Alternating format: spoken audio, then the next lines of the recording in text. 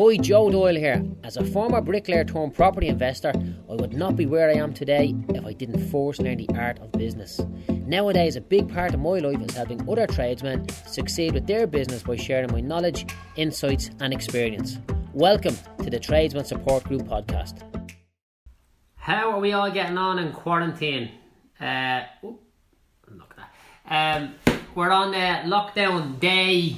This is only a kind of lockdown plus 22 hours. So I've been on unofficial lockdown maybe a week or so, whereas Leo came out last night and says, right, we're having a full-on lockdown.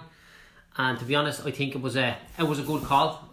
We can't take any chances. We simply cannot take any chances in a time like this. Simple as that. It's just not worthwhile taking any chances. So I've been having some thoughts there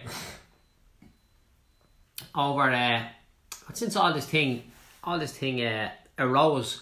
I've been thinking about it, and I'm wondering what way it's going to affect the economy. I'm wondering what way it's going to affect businesses and different things like that. So I said, you know what, I may as well come out, put my stick in the ground and tell the world what I think lies ahead for the economy. And when I say the economy, I'm talking about the Irish economy. Obviously I'm not an economist, but I've been involved in a boom. I've been involved in a bust. I've been involved in a little bit of a boom. Now we're on the edge. Are we going into a bust again, right? So let me explain to you where all this is coming from, right? And if anybody wants to, hit the old share button, and we'll share this message to people, and hopefully it will give them a little bit of certainty. It'll give them a little bit of understanding about what's coming down the line. I've been literally having pajama day all day. I've took over my sitting room. This is my small sitting room in my house here. I've turned it into my office. I'm having awful trouble with that light because it keeps reflecting back here. I'm trying to figure out how to fix that. But I've been here. I've been reasonably functional. Closed up a property deal. Made some moves on another one. Stuff like that's been going on. As you might have seen there, I mentioned on the page earlier on, my friend died earlier on the week. He's always been a victim of all this sort of stuff, but I'm trying to maintain some kind of normality in the whole situation, for want of a better word, right? So look, let me explain to you here, guys, right? If you don't know me or you've never watched that, actually, you know what to do. Let's do something here for the crack, right? If this is the first time you're watched any of my videos, right, press a 1 in the comments, right? If this is the first time you've watched any of my videos, I'm going to just make a note here. We'll have a bit of crack here, right? Press a 1 in the comments if it's the first one of my videos, right? And the reason why I say that is it's important for me to, 1 if unknown, right? Just writing this down here. It's important for people who don't know me to have a little bit of an understanding as to where I'm coming from with regard to this stuff, right? So my name is Joe, obviously that's the name of the Facebook page, and I'm from Clondalkin, and I'm an entrepreneur, property investor, a business owner, and I'm also the #1 business coach in the country for tradesmen, sole traders, and anybody who works with their hands, right? And I'll tell you how I arrived at where I'm at right now, and I'll explain to you the reasoning why I think what's coming down the line is coming down the line. So I started off as a bricklayer, and just like any other bricklayer, I was a tradesman. Started working with my dad's company when I was like 14 or 15. Left school early after the junior cert, became a bricklayer. Then I bought a house when I was 18, and I decided I wanted to become a property guy. So I bought a house, then I bought another house, and I was just kind of tipping away doing kind of bits and pieces of bricklaying work and working with my dad, Then I left. I stopped becoming, I didn't like being a bricklayer. I just said, right, that's it, out of this here, and I set up my own building company. So between these things, I set up a building company, and we were doing insurance claims, and we done about £1 million worth of work every year for the 10 years that I was in that company. So I went from bricklayer to building company owner, then I went from building company owner to specialist company owner. I specialised in one thing, and I made a few quid at that. All along I was buying houses, right? So I was buying a house. Wouldn't say I was a full-time property investor, but I was buying houses the whole time, right? Along came the crash in 2006/2007, 2008, And at that point in time, I owned 3 million quid's worth of property, and it completely crashed. Sorry, I owed 3 million on the property I owed, and it completely crashed. And the property was worth £1 million, and the banks wanted their money back. Right, so I spent a good few years fighting bankruptcy, the threat of bankruptcy, and it really bogged me down. And over time, I kind of figured out, I navigated my way. I owed this money to different banks, and I negotiated, and I sold off. I had some houses taken off me, and some were sold. All this sort of mad stuff that you're dealing with, the fallout of that, right? But on the back end of that, then I sorted that out. And when I look back, it was my business had kind of, I'd got an absolute serious education in the business. I didn't realise how good I was at running my business, because I was just head down running my business, until I started speaking to other business owners who were bricklayers and carpenters and then became builders, and I realised that they hadn't a clue what they were doing, a lot of them, in comparison to what I'd been able to do. And I was just like, wow, these guys need to know this. There's lads running the same business 20 years and they have nothing to show for it, and it's crazy, and that's why then I basically fell into becoming a business mentor to these guys. And I'd left the building game at that stage, and the reason why I left the building game is because I kept buying properties. As soon as I got my shit together, I started buying properties again, and today now I've got just under 11 million quid's worth of property, and life is good for me, right? So I've got my property business, and I've got my business coaching business. I've got about 250 clients all over the country, and because I don't look like a business coach and I don't wear a suit and I say too often, and I'm just one of the lads, right? Like, people, I don't fit the bill of somebody who does what I'm doing, or who knows what. I don't fit the profile of someone who does what I do or knows what I know, right? That's being honest. But to me, it's always kind of fairly simple, right? It's a logical thing. And I'm blessed with that. Like, I believe everybody in the world has a superpower. And my superpower is I can look at a business and figure out within a couple of minutes what exactly is going wrong. So if you're a painter, a plasterer, a plumber, any kind of tradesman, or running any small business, right, and you aren't making the money you want to make, I will know within literally less than 10 minutes of talking to you what exactly is wrong with your business and what you need to do. And I've turned around literally hundreds of businesses at this point for all tradesmen and sole traders all over the country, right? So that's the business end. But on the back end, I've got a basic understanding. I mean basic, like, I'm not an economist. I'm not, I didn't study all this sort of shit, but I know the basics about how this works, right? And I'm going to tell you what I think is coming around the corner, right? So bear in mind, this is what I used to say to people at the time, and the story got a little bit old. Like, it took, when I was 23 years old, I had made 2 million quid when I was 23, right? So it took me like from kind of officially 18 to 23 to make 2 million quid, right? And then when I was 27, it was all gone, right? Gone, like, right, because of the crash. And really, the couple of million that I'd made was made on the back end of being able to get cheap credit from the banks and being able to buy houses that were just going up in value the next day, right? So to be honest, a monkey could have done it, right? And when I look back now, it was obvious that it wasn't going to end well for me or anybody else that was in it, because I was making money on a house, I was renting the house, I should have sold the house and took the cash off the table, but I didn't. I was just getting over it, and I was borrowing and just building and building. So I wasn't taking the cash off the table. Basically, I was gambling in the casino all night and winning and winning and winning and winning. And I knew one day I was going to stop winning, but because I was all in, I couldn't go back. I couldn't back out at that stage, right? So knowing what I know now, I'm 35 years old now. Knowing what I know now, looking back, it was bound to happen, right? So what I say to people is, I've made a couple of million quid, I've lost it, I've made it again and more. So for me now, I've proven to myself on more than one occasion that I know how to make millions of euros, right? But I haven't proven to myself that I know how to keep it, because the first time that I got it, I fucking lost it. And the second time I got it, which is now, the jury's out, right?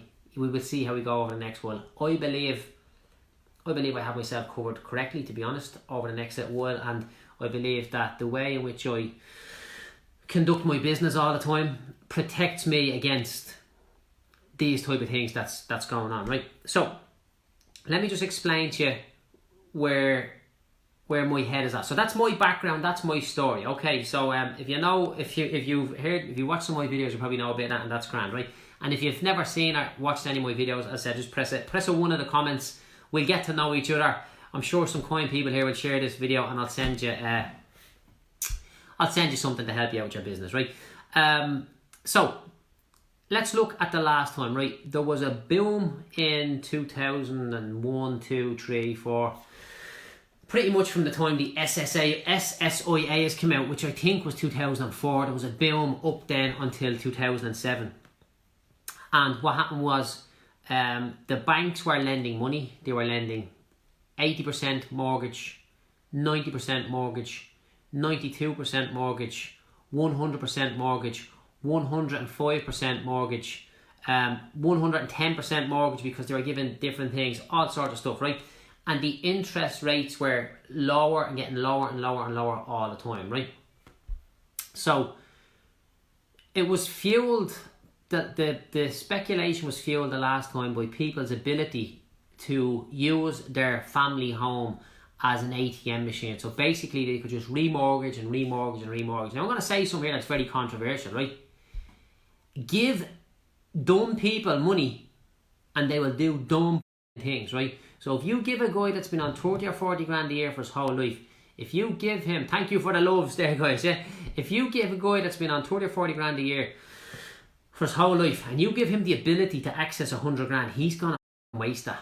End of story, right? That is the absolute long and the short of it, and that's what happened. Speculation was fueled. Doodads, as they were called. The apartment in Bulgaria, as I use the example. The mobile home, the this, the that, the brand new car every year. You know, it was just crazy, right? And we all knew that the music was going to stop one day, because things were getting, the market was getting hotter and hotter and hotter all the time, right? So eventually it was going to implode, right? We heard these terms, ghost estates, you know, because you could buy a house off the plans, and before it was even the work started, it was worth 50 grand more, right? So they just kept building and building and building. Then all of a sudden things stopped, and we got left with all these additional units, right? The credit crunch happened, because what was happening in Ireland was happening on a grander scale everywhere else, because people were just speculating and speculating, and debt became a commodity. So when you borrowed money from the bank, that was a mortgage to you. It was a lifelong commitment, but that mortgage became something that could be sold, and it just all became fake, and it escaped from reality. The reality was just too much, right? Then it crashed, right? The biggest issue that happened myself and so many other guys in the 2008 call it crash, right, was that it came out of nowhere, right? And everybody thought, there was no recession in people's living memory, right? So in people's mind, there was no recession, because the guys that, like, they couldn't remember the last recession. And don't be talking negative, right? So when the crash happened, people wouldn't listen to, when the crash happened, the banks wouldn't listen to the borrower to say, listen, I can't pay the mortgage. I've lost my job, and we'll just go and get it somewhere else, because money was so freely available all the time. The banks didn't acknowledge that we'd hit the fan, right? They had hit the fan. The banks didn't acknowledge it, right? And they put everybody through the ringer. Like, the biggest hit I took was a property that cost me 685 grand. The bank sold for 85 grand, right? Do the numbers on that. And then they made me pay the money back, right? So the bank were basically just repossessing properties, selling them, not working with anybody. They didn't give two f***s, right? Because they didn't know how to deal with it. It was just all nonsense. And then all of a sudden then a few high profile cases come up, and people realise, okay, this is a mess out here. We need to fix it. So then what they done was they took all the bad loans and they put them aside into another bank. So they put them into NAMA. So basically it just cleaned up the existing banks, but it was just bullshit as well, right? Then all the stuff that was in NAMA, they sold off to the vulture funds at fractions of the price, and then the vulture funds just sat on them, prices quadrupled, and the vulture funds made a killing, and the people of the country were left in ribbons, right? When the banks ran out of money, the government gave the banks more money, and rather than saying, here, there's 100 grand that Joe Blogs owed, or Joe Doyle even, maybe, you know, a bit more than 100 grand needed to clear me, but let him off the hook. the banks got the money from the taxpayer, from the government, which was the taxpayer, and they sold the loans. So they got the money, they sold the loans, but yet they still crucified Joe Public for the money, right? And there's still people dealing with this sort of nonsense today. So the problem then was bankers were hated, builders were hated, developers were hated, all this stuff, and we had 80,000 extra units left in the country, right? Then things start moving, things start improving, different people, the economy got going again, right? The worldwide economy got going again, as it does, because this is cyclical. But because all of the people who were able to deal with this stuff, the bankers, the developers, the builders, the investors, because they were hated, there was no political will to help these guys get going again. So I'm just recapping on what happened the last time. There was no political will. So the 80,000 surplus units that were in the country, they didn't just disappear overnight. It went from 80 to 75 extra, from 75 down to 70, from 70 to 65. So basically the oversupply started to get consumed by the natural growth of the population. And nobody had the balls to stick their neck out and say, hey lads, we need to stop giving out to the bankers, we need to stop giving out to the builders. We actually need these guys to start building houses, right? Because if we don't, look what's coming down the line, right? And what came down the line? A massive undersupply, a massive shortage, right? But the shortage in the market at the minute, it's not a general shortage contributed to the whole market. Most of the shortage of houses at the minute is concentrated on what end would you say? The rental end, right? And particularly the lower end of the market. And the reason being for that is when the central bank was asleep at the wheel during the last recession, they blamed it on one thing: irresponsible lending, irresponsible borrowing. So how did he fix that? Right, boom. Let's tighten up the regulations on lending, which meant then poor Joe Blogs. And the guy that's on the Labour, fuck him, he's grand. It's the poor that's on 30 grand a year, right? The guy that's on 100 grand, fuck him, he's grand. The guy that's on the Labour, fuck him, he's grand too. It's the guy in the middle, right, where he's earning just too much money to qualify for social housing, but he's not earning enough to get him a decent house or a decent mortgage. He's not earning enough to borrow for a decent house. So what happens then is he finds himself in a situation where a mortgage for the property where he's living in would cost £1,000 a month, say, but he's paying £2 grand a month. And the reason why he's doing it is because he's locked out of borrowing that amount of money to buy that property, because the central bank clamped up and says, no, we can't have the repeat of the last time, and they tightened up the rules. So every time they bring in something to cause every time they bring in a measure or a precaution, there's always something else. It's like, that game Whack-A-Mole when you're out in Bray, you press the things and they pop up. Well, when you press one, something else pops up. It's not as if you press them all and they all stay down. There's always a repercussion somewhere else, right? So now we're in a situation where there's a vast number of people, but they're on half payments or rent allowance, right? And they're my tenants. That's who I specialise in, right? And their grand, state pays for them. And then we've got the guys that are earning, 120 grand a year in the household, 2 people working. They can get a decent mortgage, but when the chick's at home with 3 or 4 kids and the dude's out working and he's only earning 30, 40 grand a year, they're getting squeezed, right? And that's directly from as a result of the tightening up around the lending rules, right? So bear all that in mind. That's from 2008 up to 2020, right? And now we're here today and the shit has hit the fan big time. So it's after taking me a few minutes to get right. So 18 minutes later, I'm giving you a background on myself as to where I'm coming from with this stuff. I'm giving you my understanding of the last recession and the recovery, right? Now we're in a situation here now, right, where every single person wants to work. Every single person is positive. Every single person is feeling good about themselves, right? Because they remember the boom. They remember the crash. And they're not going back there. And they're working as hard as they can, and they're a little bit more clever, and they're not spending as much money as they are now before the last crash, right? The government and the banks know well that the people bailed out the banks the last time, so we need to bail out the people this time, right? And that's why the government is saying, that's why they're now straight off, and I'm happy to say I was part of the negotiations with the government to get mortgage holders 90 days mortgage free, which is basically happening from probably next couple of days onwards. We're all 90 days free. Did I Did I get 90 days free for the whole country? Maybe I did, maybe I didn't. Did I propose it to the minister from the outset? Absolutely did, and I put a compelling case as to why we should do that, and I had a number of discussions with him in his office, right? So I'd like to think that I've done my bit for the people of the country in this instance, because I feel that's what needs to be done, right? So we're in a situation now where the government acknowledges that we need to do something to bail out, to help out the people. They've went to the banks, they said stop taking money, give them a break. The revenue commissioners have already said that they are not going to charge penalties or interest for late payments of any taxes that's due, right? You can get 350 quid a week straight away if you're late on. I don't know the ins and outs. I've got an expert on my training program, on my business program tomorrow evening to talk to my lads about that. So, if there's a top-down agreement to help, right? There's a top-down agreement to help, and to be honest, I feel kind of, not that you'd say this much, but I'm actually proud of the job that the government have done so far in maintaining the trust of the people. They're saying, listen, there's no shortage, we'll sort this out, right?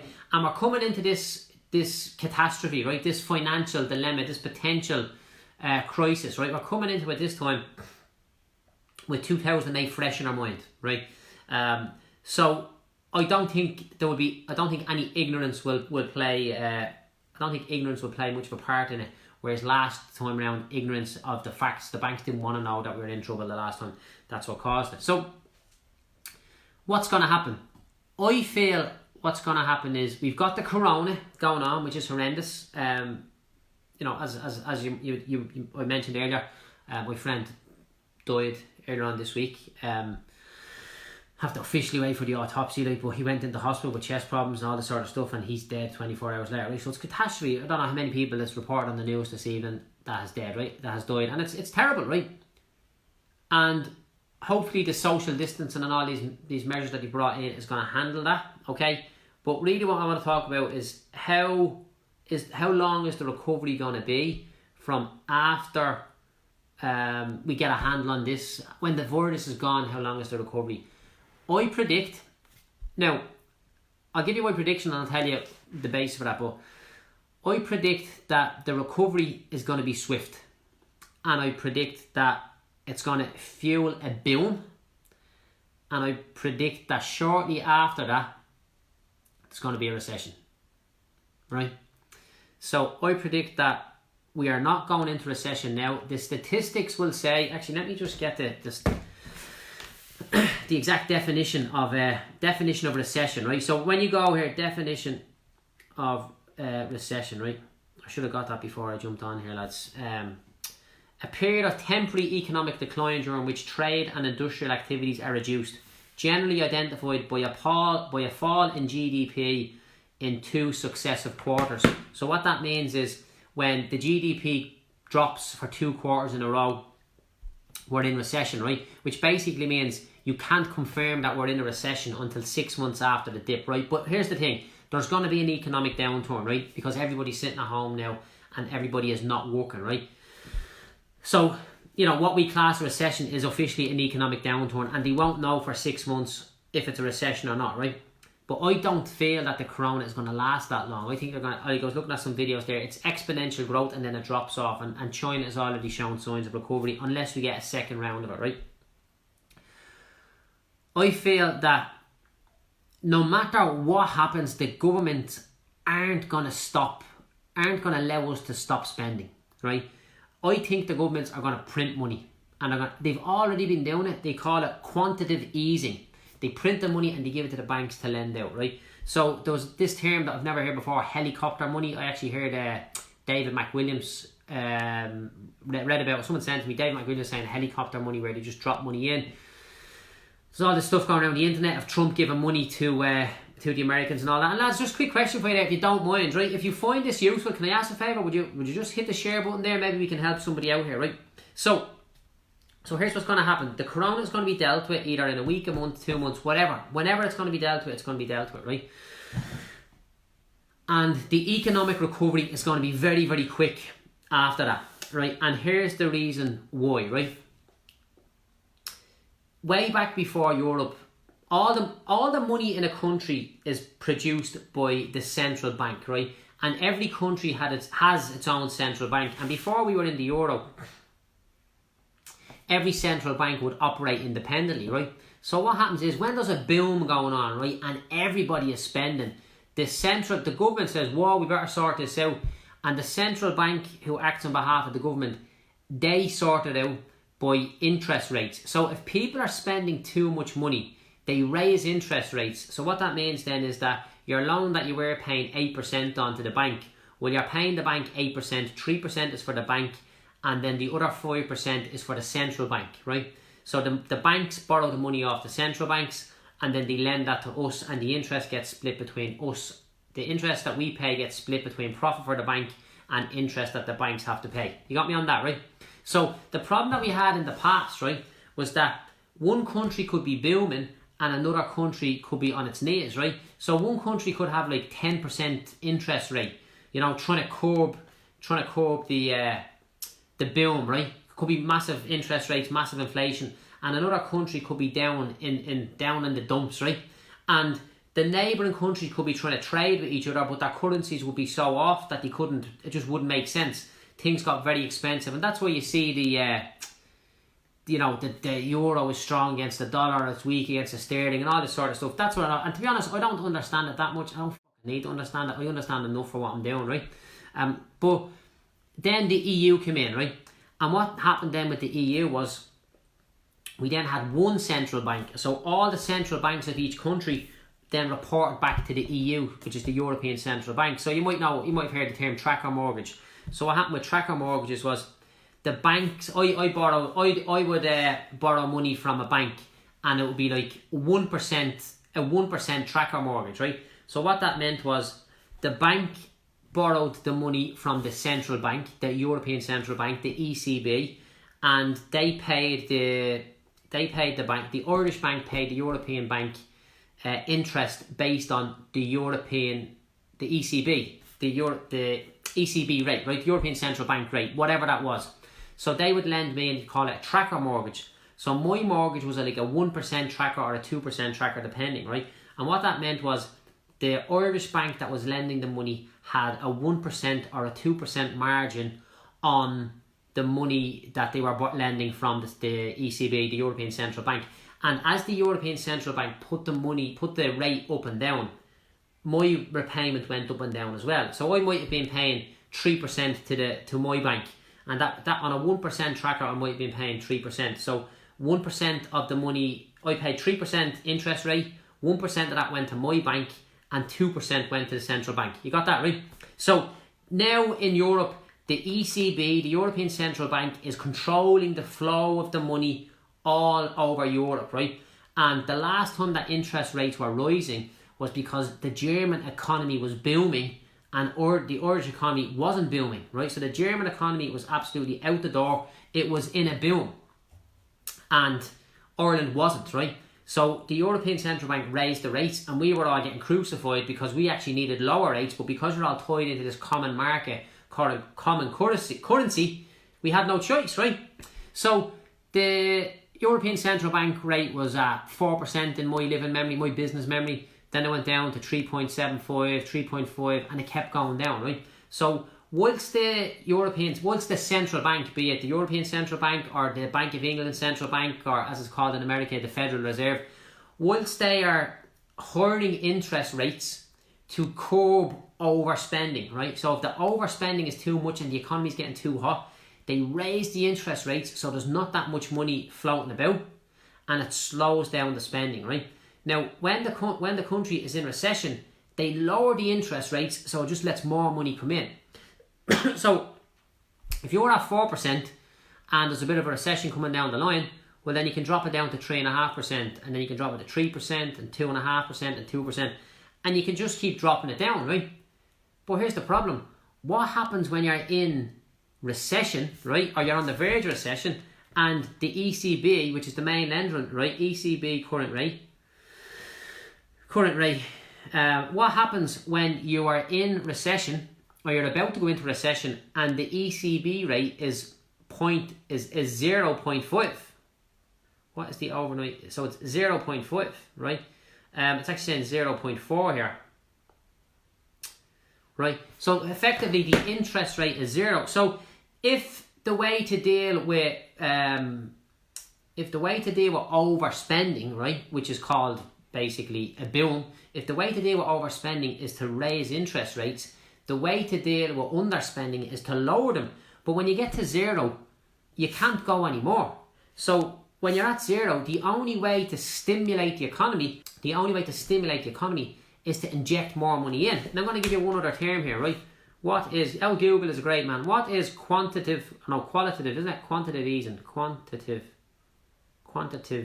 easing. Okay, so bear in mind, guys, we're raising the interest rates to cool down the economy because things are getting too expensive and there's too much spending going on. So we're raising the interest rates. Now we're on the opposite side of that and we're lowering the interest rates, but we've lowered them all the way down to 0, right? And there's been this concept going on over the last number of years called quantitative easing, right? Now let me read it out here. Quantitative easing is a monetary policy whereby a central bank buys predetermined amounts of government bonds or other financial assets in order to add money directly into the economy. Does that make sense? So basically the government's printing money.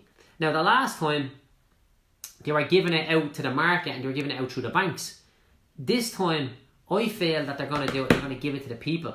And they're already giving it to the people in terms of, yeah, you can get 350 quid a week if you're laid off. Straight away, boom.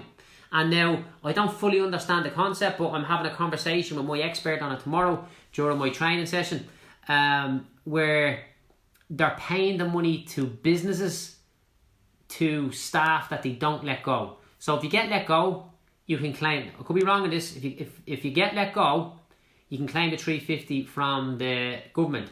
But if you don't get let go, the government's going to pay that money to your employer anyways. So it encourages you to stay in. So really what I feel is going to happen is, I think if the shit hits the fan and the country or the EU goes into recession, I think they are going to give lots of money to the people. The people are going to get spending. Inflation's going to go up. Boom times are going to be happy. Everybody will be spending. And that's when we're going to be in trouble.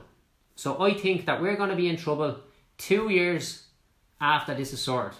That's my prediction, you know. So don't be concerned, is my opinion. There's too many clever people that have 2008 fresh in their mind to allow us to go back down that road. That's my opinion, right? And I think there's great opportunities out there. I've got a couple of properties that I'm looking at next week. Well, I'm not physically looking at them. I was out looking at some yesterday. I think I will probably be the only bidder. I think that these guys aren't going to be able to show the properties. People aren't going to be doing viewings. There's a couple of properties where I've done my research on. I think I'm going to be able to go in. I'm going to be able to grab a bargain there, you know. So that's my whole thing. I always like to view myself as a glass half full type of guy, right? So it's important for me to check myself and say, Joe, you know, do you like my t-shirt? I wore this t-shirt specifically for this. It's one thing. It's only one thing we need to do, lads. Just don't quit. That's all. Just don't quit. I am a half glass full type of guy, right? Well, I need to be careful of that, because do I just want to see the sun shine through the clouds all the time, or am I being a realist about it? Like the property, so I'm heavily invested in properties, as you can probably gather. Typical property we buy 200 grand, 250 grand. 250 grand value, wouldn't pay 250 for it, but everything we buy is kind of 250, 200, there or thereabouts, right? So when you Google, I'll just go here, Google the great man again, average house price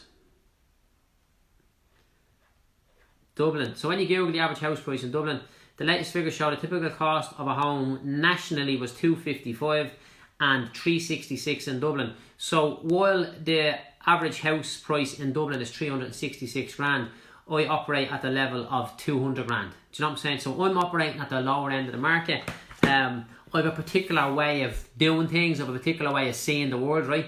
And the tenants that I rent houses to are people that are never, unless they're, the people I rent houses to are people that, unless their financial circumstances drastically change, they're never going to buy a house, right? And the only way they're going to get their own house is if they get it off the council, and the council are about 15 years behind at this stage. So I just buy houses in Clondalkin, Tallaght, Ballyfermot. If anybody's selling a house, give me a shout, I'll make you an offer on it, right? Clondalkin, Ballyfermot, Tallaght, Finglas, that's my kind of area, right? And they're all 200 or less than 200 grand, right? I've no houses to rent before the fucking PM start flying in as well, by the way, right? But that's what I buy. So I'm confident that that end of the market is not going to go away. I don't buy apartments. I buy 3-bedroom houses with a front garden and a back garden. I don't buy these poxy duplexes with this and that and all that sort of stuff. I don't buy apartments, although I do have a couple of apartments, but I don't buy anymore. I buy a house with a front garden and a back garden. I'm very boring in what I do, in my investment strategies. I don't get carried away. I don't speculate. I keep it very, very simple. And the thing is, what people don't understand that maybe follow me, or people that I'll be doing deals with or whatever else, people who differ from my opinion, I'll say, right? What they don't understand is that I started my business in the boom.